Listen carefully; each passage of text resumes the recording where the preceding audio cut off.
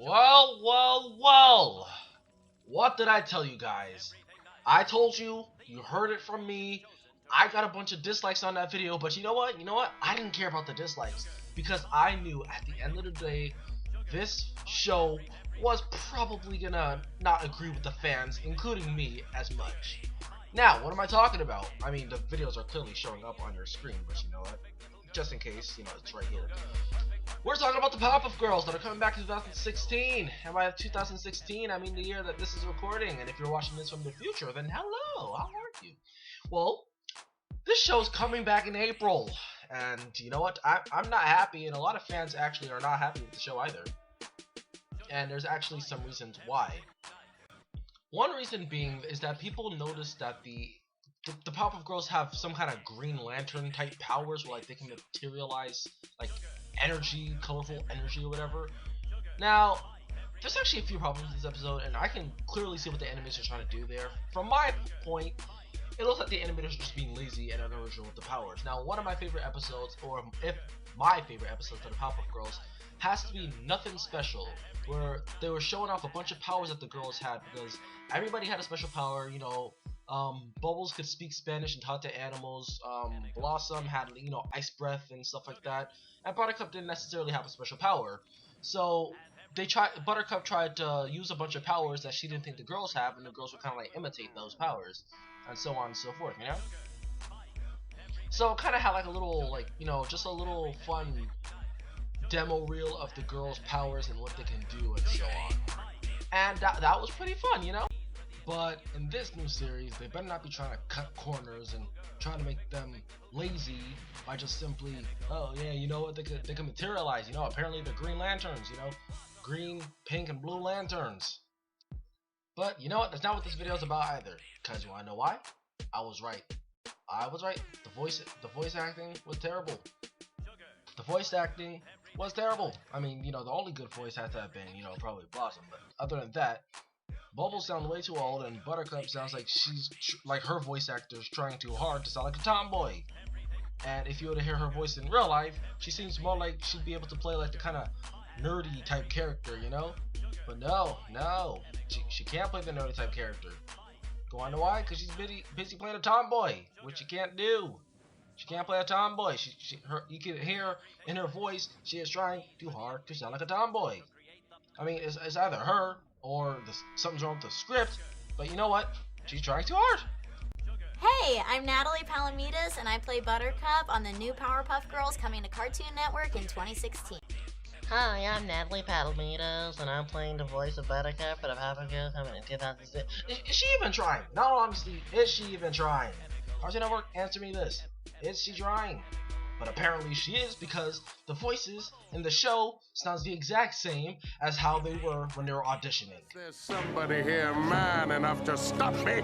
Nah, we're good. This day finally got interesting. Hey, I'm Natalie Palamides, and I play Buttercup on the new Powerpuff Girls coming to Cartoon Network in 2016. If you're looking for a fight, old Buttercup can satisfy your need for a beatdown. Okay, do you guys see my point now? They sound the exact same. I swear she's not even trying with the character. They sound the exact same. But you know what? I don't blame these ladies. I don't blame them at all. If anything, this is Cartoon Network's fault. Because they didn't even tell the original voice actors that they're rebooting the show. That's the part that I'm mad about. They didn't tell the original voice actors, hey, you know what, we're reviving the Powerpuff Girls, and you know what, we need your voices to be on the show, just like what you did for the special and before. Nope, Cartoon Network thought they could cut corners, They thought they can cut corners, similar to why the animation seems similar to Clarence or Adventure Time or pretty much every Cartoon Network show today except the Amazing World of Gumball and regular show, which are the only shows to have different animation and art styles, but everything else is the same. You wanna know why? Because Cartoon Network is cheap and lazy. They cut down their shows from 30 minutes to a good old whopping 10 minutes. Don't be fooled by what the schedule says. The schedule says 15 minutes, but nope, it's 10 minutes. The last 5 minutes are used for advertising.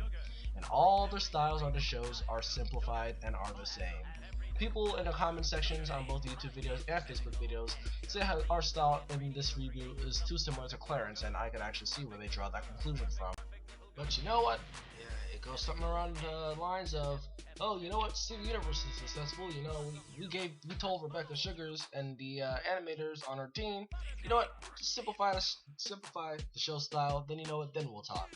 So that's why Steven Universe went from having a bunch of details and shading and dark lines all over the place, that kind of more simplified art style. And I guess Cartoon Network liked it, so they made it a show, and you know what, it looked pretty nice, you know. Especially seeing what Steven Universe is, it looks pretty nice.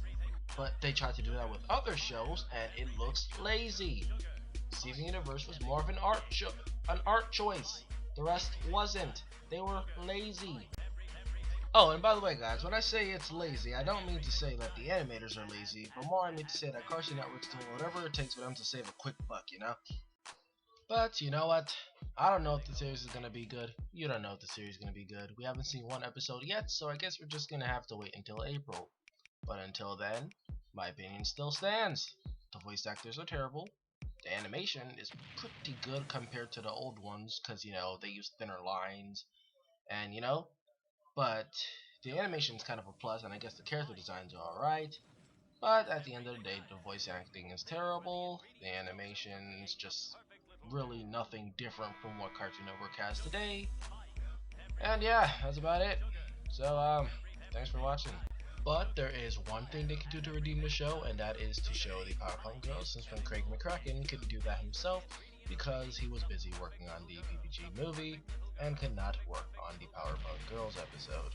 So you know what, unless he could do that, then you know what, you're alright in my book, you know? Alright, well yeah, this video. See y'all.